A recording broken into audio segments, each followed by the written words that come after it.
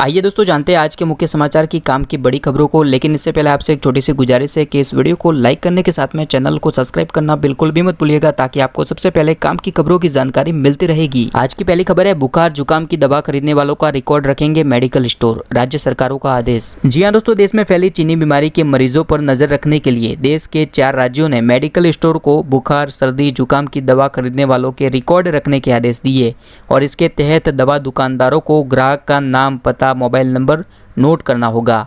आदेश देने वाले राज्यों में शामिल है तेलंगाना, आंध्र प्रदेश और बिहार के साथ में महाराष्ट्र राज्य। कहा जा रहा है कि कोरोना के कई मरीज टेस्ट करवाने से डर रहे और इसके लक्षण को कम करने के लिए इन दवाओं का इस्तेमाल कर रहे हैं। दरअसल ऐसे लोग कोरोना के टेस्ट से डरते हैं।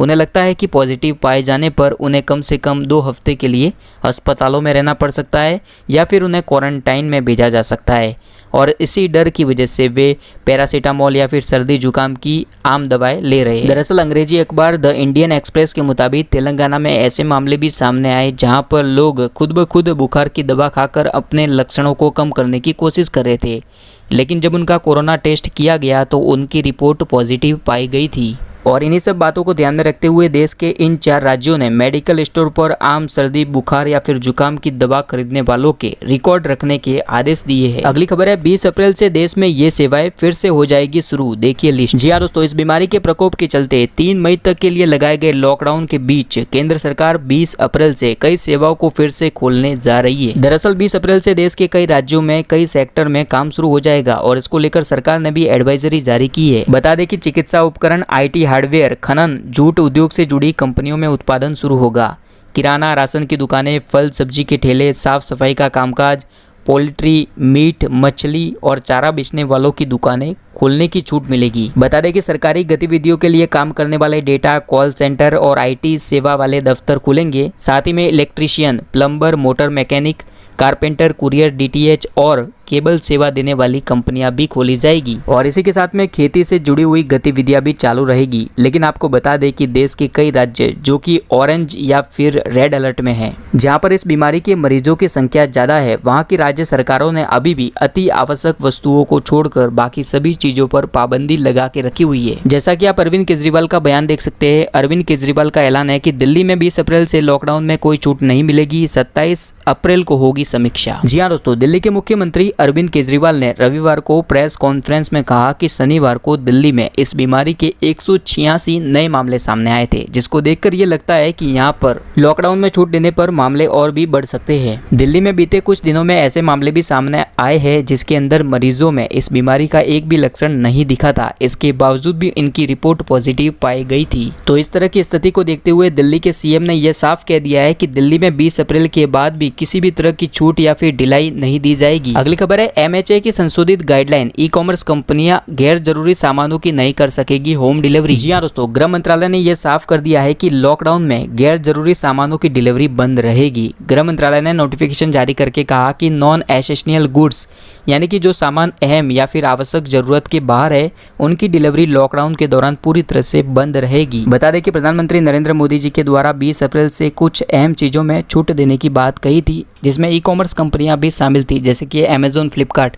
लेकिन अब ये साफ हो गया है कि ई-कॉमर्स कंपनियां मात्र उन चीज़ों की ही डिलीवरी कर पाएगी जो कि आवश्यक वस्तुओं की कैटेगरी में आती है। चलिए तो अगली खबर है, 1 साल तक सरकारी कर्मियों की PM केयर फंड में जाएगी 1 दिन की सैलरी। जी हाँ दोस्तों, सांसदों की सैलरी के बाद में अब सरकारी कर्मचारियों की सैलरी भी PM केयर फंड में संयोग के लिए दी जाएगी। यानी कि महीने में 1 दिन की सैलरी का संयोग सरकारी कर्मचारियों से मांगा गया है और यह कटौती अप्रैल महीने की सैलरी से शुरू होगी, जो कि यह सिलसिला मार्च 2021 की सैलरी तक जारी रहेगा। यानी कि सरकारी कर्मचारियों की 12 महीने में 12 दिनों की salary PM care fund transfer की जाएगी। इसके अलावा सरकारी कर्मचारियों को बढ़े हुए महंगाई भत्ते और डियरेंस अलाउंस के लिए भी इंतजार करना होगा। इसके लिए राजस्व विभाग की ओर से एक सर्कुलर जारी किया गया है, जिसमें ये तमाम बातें बताई गई है। अगली खबर है, सरकारी दफ्तरों के खुलने का दिशा निर्देश जारी, ऑफिस आते जाते समय की जाएगी स्क्रीनिंग। जी हाँ मित्रों, गृह मंत्रालय ने इस बीमारी के चलते देशव्यापी लॉकडाउन में सरकारी दफ्तरों के खुलने का दिशा निर्देश जारी किया है और इसके तहत एंट्री एग्जिट गेट पर भी टच फ्री मैकेनिज्म लागू किया जाएगा। सैनिटाइजर एवं हैंड वॉश रखे जाएंगे। इसके अलावा ऑफिस, बिल्डिंग, कैफेटेरिया, टॉयलेट एवं दीवारों को भी सैनिटाइज करना अनिवार्य होगा। गृह मंत्रालय के आदेश के अनुसार सभी कर्मचारियों के लिए लगाई जाने वाली गाड़ियों में 30 से 40% सवारी की अनुमति होगी। दूर से आने जाने वालों के लिए अलग से ट्रांसपोर्टेशन की व्यवस्था की जाएगी।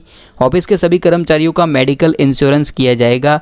ऑफिस आते और जाते समय थर्मल स्क्रीनिंग की जाएगी। तो इस तरह के दिशा निर्देश गृह मंत्रालय की ओर से जारी किए गए उन सभी सरकारी कर्मचारियों के लिए जिनको 20 अप्रैल से ऑफिस दफ्तर में आने जाने के लिए छूट मिली है। अगली खबर है BSNL के करोड़ों ग्राहकों के लिए बड़ी खुशखबरी। जी हाँ दोस्तों, रिलायंस जियो, एयरटेल, आइडिया, वोडाफोन के बाद BSNL ने भी अपने सभी ग्राहकों की मोबाइल रिचार्ज की वैलिडिटी को 5 मई तक के लिए बढ़ा दिया है। अगली खबर है आर्थिक कमजोर लोगों को 1000 रुपए का भरण पोषण भत्ता देगी योगी सरकार। जी हाँ दोस्तों, लॉकडाउन के समय में उत्तर प्रदेश की सरकार आर्थिक रूप से कमजोर परिवारों को राशन के साथ साथ में 1000 रुपए का भरण पोषण भत्ता भी देगी। मुख्यमंत्री योगी आदित्यनाथ ने लोक भवन में टीम 11 की बैठक के दौरान कहा कि निजी क्षेत्र के शिक्षण संस्थाओं, चिकित्सालय और अन्य कार्यालयों में तैनात अस्थायी कर्मचारी को अनिवार्य रूप से वेतन दिलाने के निर्देश दिए गए हैं। चलिए तो बात करेंगे आज के सोने और चांदी के ताजा भाव की। सबसे पहले जानेंगे 22 कैरेट के अनुसार सोने का ताजा भाव।